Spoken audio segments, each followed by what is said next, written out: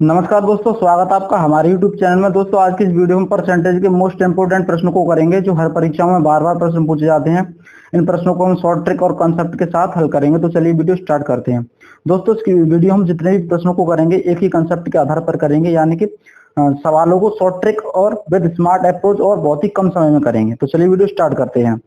पहला सवाल है, चावल की कीमत 3 रुपए प्रति किलो से 4 प्रति किलो बढ़ गई लेकिन व्यय में कोई परिवर्तन नहीं हुआ, तो चावल की खपत पर क्या प्रभाव पड़ेगा। यानी कि चावल की कीमत यानी कि उसका प्राइस 3 रुपए से बढ़कर कितना हो गया, 3 रुपए से बढ़कर 4 रुपए हो गया, लेकिन उसके खर्च पर यानी कि एक्सपेंडिचर पर, खर्च पर कोई प्रभाव नहीं पड़ा। यहाँ यानी कि यहाँ पर भी खर्च समान था और यहाँ पर भी खर्च समान था, लेकिन खपत पर क्या प्रभाव पड़ेगा।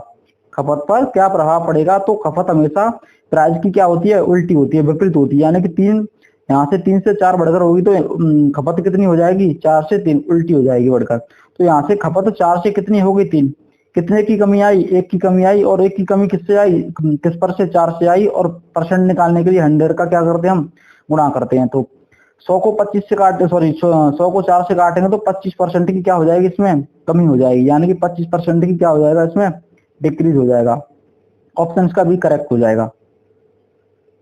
सेकंड अगला सवाल है, चावल की कीमत में 20% की कमी आई। एक व्यक्ति शुरू में 160 किलो चावल खरीदता है, तो उसी पैसों में वो कितने चावल खरीद सकता है। यानी कि पहले उसके 20% की फ्रैक्शन वैल्यू कितनी होती है, यानी कि हम यहाँ पर लिखेंगे 20% की फ्रैक्शन वैल्यू होती है 1/5। कितनी होती है, 1/5। यानी कि उसके प्राइस में, यानी कि पहले उसका प्राइस कितना था, चावल का प्राइस 5 रुपए किलो था, लेकिन 1 की कमी आ गई तो उसका प्राइस घटकर कितना हो गया, 4 हो गया। और उसका खर्च कितना हो जाएगा, खर्च हो जाएगा इसका उल्टा, यानी कि 4, 5।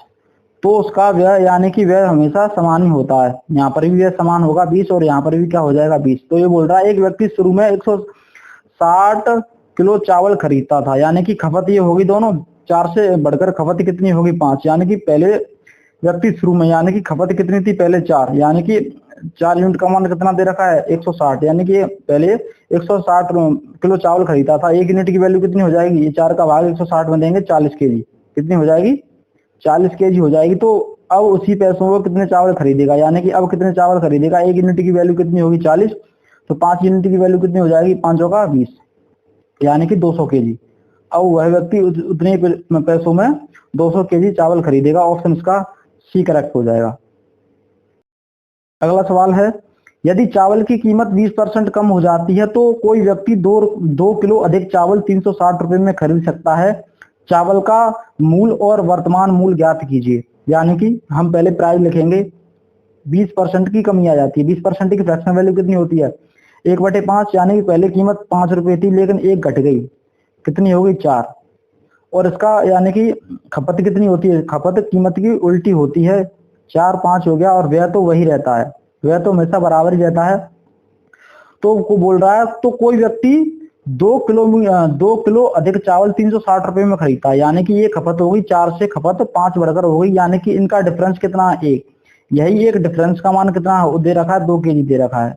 2 केजी चावल अधिक खरीद सकता है, यानी कि 1 यूनिट का मान 2 हो गया, तो 4 यूनिट का मान कितना हो जाएगा, 8 हो जाएगा। और 5 यूनिट का मान कितना हो जाएगा, 5 यूनिट का मान हो जाएगा 10। पहले आदमी 10 केजी चावल खरीदता था, अब वो कितने खरीद रहा है, सॉरी पहले 8 खरीदता था, अब कितना खरीद रहा है, 10। तो 360 रुपए में खरीदता था। तो चावल का मूल और वर्तमान मूल ज्ञात कीजिए।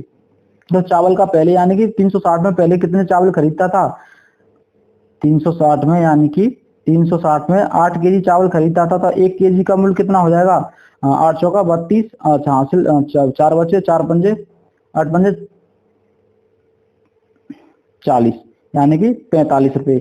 ये हो गया वर्तमान, यानी कि मूल, चावल का मूल हो गया। लेकिन अब वो कितना खरीद रहा है, 10 केजी। 10 केजी वो कितने में खरीद रहा है, वो भी 360 में। 360 में 10 का भाग देंगे तो कितना आ जाएगा, 36। यानी कि वर्तमान मूल्य कितना हो गया, 36, और पहला मूल्य कितना हो गया, 45। तो उसका ऑप्शन कौन सा हो जाएगा, ऑप्शन इसका ए करेक्ट हो जाएगा। नंबर नेक्स्ट की तरफ, जब चीनी की कीमत में 10% की कमी आई तो एक व्यक्ति 1 किलो अधिक चीनी 270 रुपए में खरीद सकता है। फिर प्रति किलो चीनी का मूल्य ज्ञात कीजिए। यानी कि 10% की फ्रैक्शन वैल्यू होती है आपकी 1/10। तो उसका प्राइस यानी कि पहले प्राइस कितना था, कीमत 10 थी, लेकिन 10% की कमी आई तो 10 में से 1 घटाएंगे तो कितनी हो गया, 9 घटकर 9 हो गई। कीमत की खपत उल्टी होती यानी कि 9 और 10 क्या हो जाएगा, इसका खपत हो जाएगी। तो वह व्यक्ति यानी कि 1 किलो चीनी अधिक खरीद सकता है 270 में, यानी कि पहले 9 केजी लाता था, अब वो 10 केजी ला रहा है। तो फिर प्रति किलो चीनी का मूल्य ज्ञात कीजिए, यानी कि पहले 9 किलो चीनी कितने में लेके आता था, 270 रुपए में लेके आता था।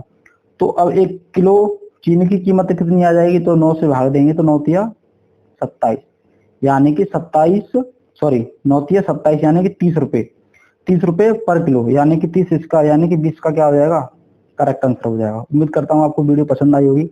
मैंने जितने सवाल बताए हैं short trick with smart approach के साथ बताए हैं। उम्मीद करता हूँ कि यदि आपको वीडियो पसंद आई तो वीडियो के ऊपर यानी कि कमेंट करें और चैनल को सब्सक्राइब करें। मिलते हैं अगली वीडियो में, जब तक के लिए जय हिंद जय भारत।